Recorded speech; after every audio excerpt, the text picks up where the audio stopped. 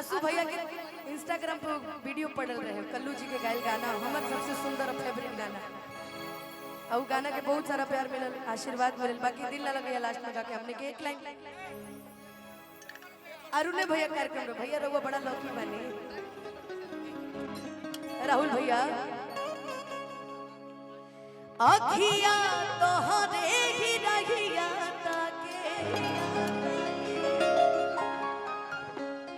इस गाने के music director हमारे प्रियांशु सिंह जी हमारे बीच में है। सत्यपाल भैया आइल बनी मंच पर, प्रिंस प्रियदर्शी जी आइल बनी, धनु भैया आइल बनी, सभी के बहुत बहुत स्वागत अभिनंदन। कि अखिया तोहरे ही रहिया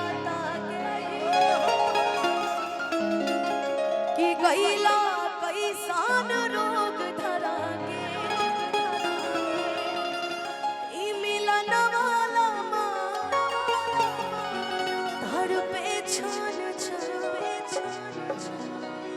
दिल हमार लागे कहीं ना ओ साथी रे तेरे बिना भी क्या जीना तेरे बिना भी क्या जीना ओ साथी रे तेरे बिना भी क्या जीना तेरे बिना भी क्या जीना अखिया तोहरे ही रहिया ताके गईला कैसान रोग धरा के मिलन वाला मान तड़पे छान छान दिल हमार लागे कहीं ना। हमारे प्रियांशु सिंह जी सबसे छोटी उम्र के म्यूजिक डायरेक्टर और सबसे लकी पर्सन सभी लोग के लिए ओ साथी रे तेरे बिना भी क्या जीना तेरे बिना भी क्या जीना ओ साथी रे तेरे बिना भी क्या जीना तेरे बिना भी क्या जीना।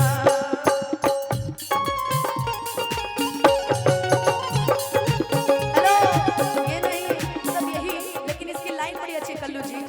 हेलो कल्लू जी इधर आइए। आप किसी गाने में रहते वो गाने में चार चार लग जाते हैं लेकिन ये बात सही है कि लाइन सही है।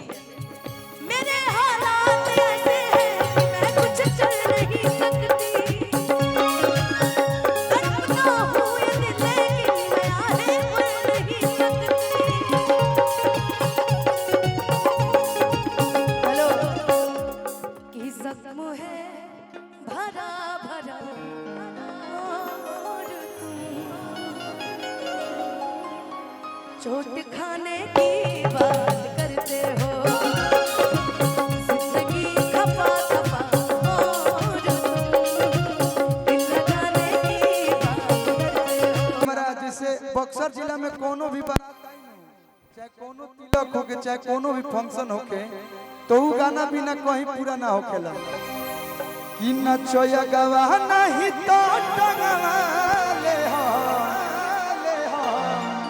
हई बघवा के बाघ जिला कि नमवे काफी लगावे खातिरा जिला बक्सर के बाघ हई रे नमो में बाघ जिला लिख के आइल बा। और एक बात और यही जैसे अनाउंस करता नहीं कि अन्नपूर्णा फिल्म्स पर आ कल्लू म्यूजिक वर्ल्ड पर आ DRS म्यूजिक पर फर्ज बनता है सब हमारे भाई के दिन बा। पंकज भैया पंकज भैया उनकर के कहल रहे तो मैं लड़का कहल से कि मैं जिला पावता हमने के हर जिला के कलाकार हैं जा हमनियों के जिला पर गाना आवे के चाहिए और गाना आए सब लोग प्यार देवस तो एगो गाना के शूटिंग है जे हमारा बक्सर में होई यही जे होई आ जो जवन चीज कहब हर से हथियार से सब गांव हमार संपन्न बा। हम चाहते नहीं निक्की जी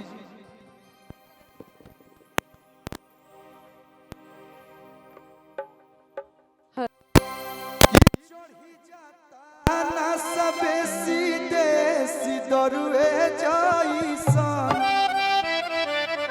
तमाज देवेलू कुआरे में हरुए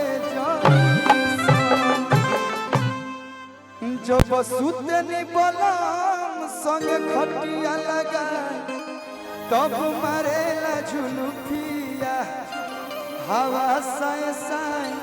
रोशन सिंह विश्वास भैया एक बार जोरदार ताली बजा दो। गीत के लेखक हैं हिमांशु भाई उपस्थित बने। आइए आइए जल्दी आइए। सूरज सिंह जी जो कि एने यार कठुआई दी समर में तू भतार संग सुतबू कमर में। एक गीत के राइटर एमजीआर रिकॉर्ड्स के ऑनर और हमरा पावर स्टार के बड़ी करीबी धनु प्रताप सिंह जी, धनु भैया के स्वागत बा हमारा गांव में। यहाँ के कंपनी से आए हवा साए साए सड़िया बुलुकिया super hit you are lucky person. आओ कौन हो आशिक हो न न न न न न न न आशिक हा देखी कुआं कोइले बा आशिक और हमनी के बीच सबके दुलरुआ ई नहीं के कि हमारे बड़ भाई हमारा बड़का भैया भी इनकर से बड़ी प्रेम करीना डाइटिंग मैन हमारे सत्यपाल भैया उर्फ हम सभी के सत्तू डार्लिंग सत्यपाल भैया के स्वागत बा। एक बार जोरदार ताली बजा के स्वागत करें लोग एमएमबी रिकॉर्ड्स के ऑनर पीआर फराक वाली बहुत बहुत धन्यवाद। और हम चाह कि टूना भैया आई वाली ना आहा टूना भैया हम चाह कि आई होटल द ईस्टर्न ग्रास के प्रोप्राइटर अरुण सिंह जी हम चाह कि आप दोनों लोग आए लोग टूना भैया लेके आओ। अरे बिक्कू तो मेरा भाई है उसका घर है ये। आइए स्वागत है अरुण भैया के बड़ भाई बब्बन यादव जी हो के आइल बनी।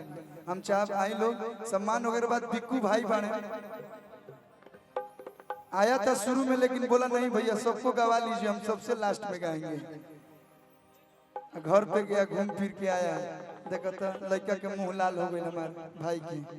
एक बार टूना भैया के स्वागत हो भैया के प्रणाम बा जल्दी से सम्मान अरुण भैया हम चाह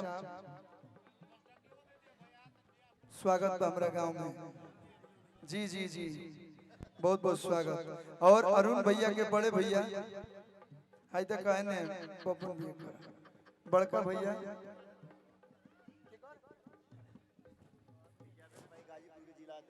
बिजादर भाई बिजादर भैया गाजीपुर के